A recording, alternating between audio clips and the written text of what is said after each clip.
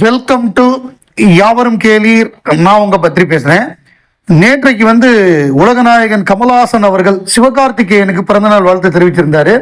அந்த படத்துடைய அறிவிப்பும் வந்தது அப்படிங்கிறதெல்லாம் நமக்கு தெரியும். சேயோன் அப்படிங்கிறது அந்த விருமாண்டி கனெக்ஷனோட உள்ள அந்த டைட்டில் போடுறதுலேருந்து எல்லாமே அந்த டச் இருந்தது. விருமாண்டி டச் ஏபி இன்டர்நேஷனல் இந்த ரெண்டுக்குள்ள சிமிலாரிட்டிஸ்லாம் எடுத்து போட்டிருக்காங்க. சூப்பராக இருக்கு.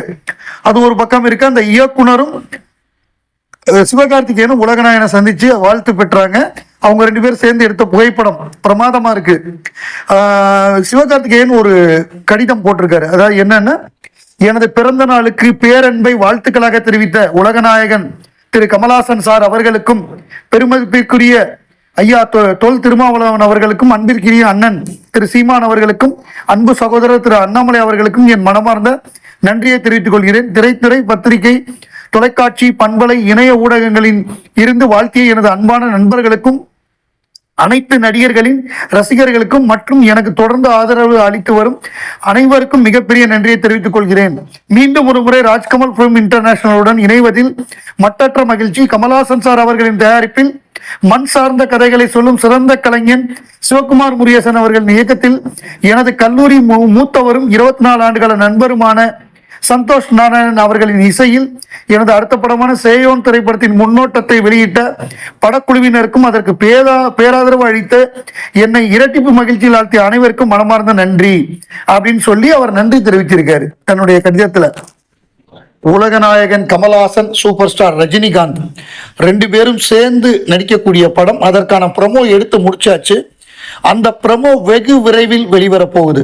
அந்த அனௌன்ஸ்மெண்ட் ப்ரமோ அப்படின்னு சொல்லுவாங்கல்ல, அந்த announcement promo dropping any time soon அப்படின்னு தகவல் வந்திருக்கு. Anirudh music, Nelson direction, Kamal Haasan, Rajinikanth. So KH 238 அந்த படக்கம் 238 தலைவர் 174 அப்படின்னு அது பேர் விட்டுருக்கு. ஏன்னா உலகநாயகன் போடக்கூடாது அப்படின்ட்டாரு. அப்ப Kamal Haasan and super star Rajinikanth, அவங்க சூப்பர் ஸ்டார்னு போட்டுக்குவாங்க, நம்ம தான் உலகநாயகன் அவர் போடக்கூடாதுன்ட்டாரு. So Kamal Haasan and super star Rajinikanth அப்படிங்கிற மாதிரி தான் டைட்டில் வரும். ஸோ இதற்கான அறிவிப்பு, ஏன்னா இந்த அறிவிப்பு வந்தால் தான் இப்படி ஒரு ப்ராஜெக்ட் இருக்கு அப்படிங்கிறது கன்ஃபார்ம் ஆகும்.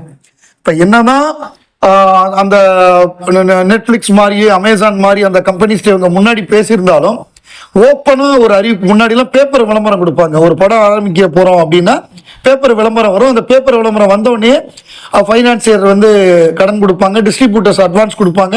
இது எல்லாமே நடக்கும். இப்போ எப்படின்னா இந்த மாதிரி ப்ரொமோ ரிலீஸ் பண்றது தான் ட்ரெண்டு.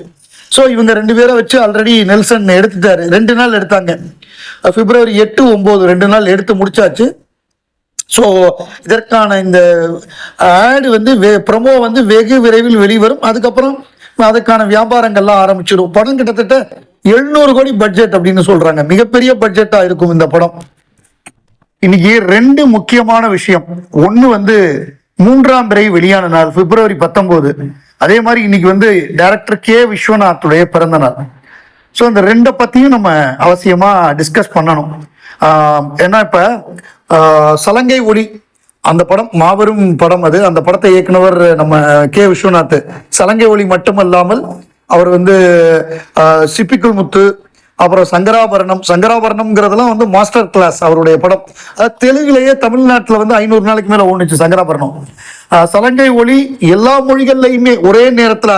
பெங்களூர்ல என் நண்பர் ஒருத்தர் சொன்னாரு, பெங்களூர்ல 3 லாங்குவேஜ்லையும் 2 லாங்குவேஜ்லையும் ஓடி இருக்கு, தெலுங்குலையும் ஓடி இருக்கு, தமிழ்லையும் ஓடி இருக்கு. ஒரே நேரத்தில் பக்கத்து தியேட்டர்ல 2மே 100 நாட்களை கடந்து ஓடி இருக்கு.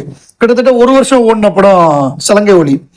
அவருடைய எல்லா படங்களுமே சிறப்பா இருக்கும். அவர் எடுத்த நம்ம K. விஸ்வநாத் எடுத்த எல்லா படங்களுமே உலகத்தரத்துல இருக்கும். அப்படிப்பட்ட இயக்குனர். நேற்றுக்கு விக்ரமனுடைய ஒரு வீடியோ பார்த்தேன். அதாவது விக்ரமனும் ராஜகுமாரன் கேட்கிறாரு, சார் நீங்க ஒரு படம் சலங்கை ஒளிங்கிற படத்தை திருப்பி எத்தனை தடவை பார்ப்பீங்கன்னு தெரியல, பார்த்துக்கிட்டே இருக்கீங்க, என்ன சார் அப்படி என்ன சார் உங்களுக்கு அந்த படம் பிடிக்கும் அப்படின்னு கேட்கும் பொழுது விக்ரமன் சொல்றாரு, ஒரு சிறந்த நடன கலைஞன், பிரமாதமா திறமை உள்ளவன், ஆனா அவனோட திறமை வெளி உலகத்துக்கே தெரியாம போயிடுது. இப்படி இருக்கும் பொழுது அப்ப அவனுடைய காதலி, பழைய முன்னாள் காதலி ஜெயபிரதா, அந்த காதலியுடைய பொண்ணு SP சைலஜா. ஸோ அந்த பொண்ணுக்கு இவன் நடனம் கற்றுக் கொடுக்குறான். நடனம் கற்றுக் கொடுத்துட்டு அவன் சாகிற மாதிரி, அதாவது மழையில அவன் இறந்துடுறான் வீல் சேரில். அந்த வீல் சேரை தள்ளிட்டே போறாங்க, மழை வருது. அப்ப வந்து எண்ட் அப்படின்னு போடுறாங்க, என்ன எண்டுன்னு போடுறாங்க.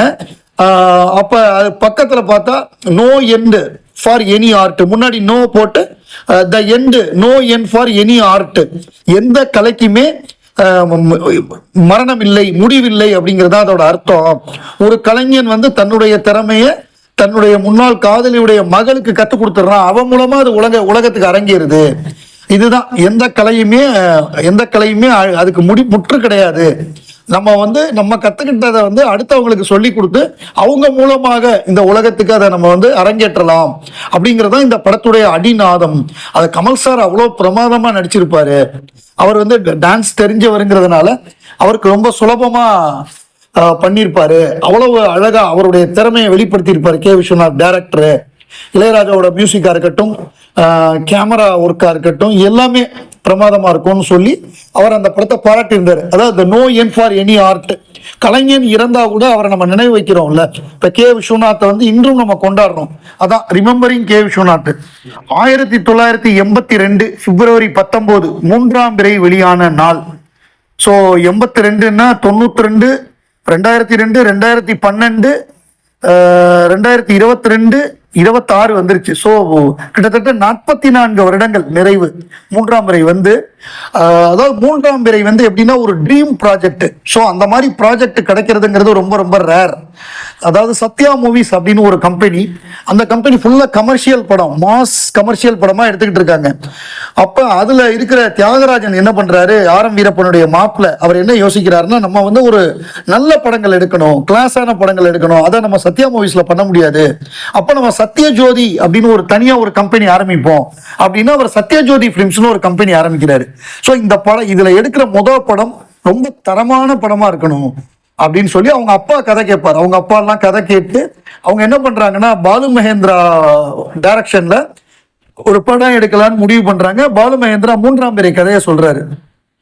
அவங்களுக்கு அந்த கதை ரொம்ப பிடிச்சி போச்சு.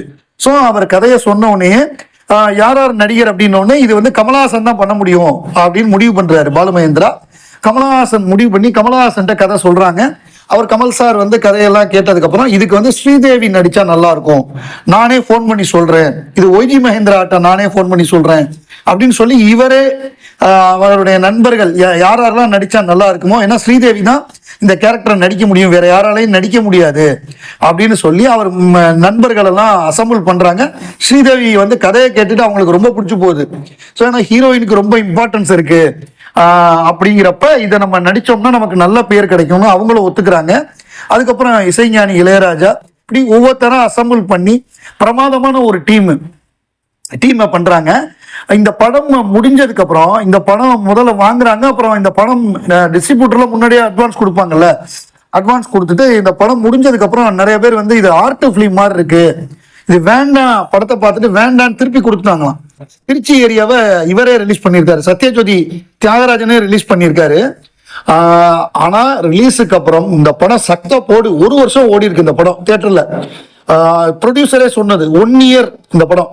அந்த ஓடின உடனே ஒரு வாரம் கழிச்சு திருப்பி இந்த ஏரியாவை வந்து டபுள் வேலை கொடுத்து வாங்கினாங்களாம்.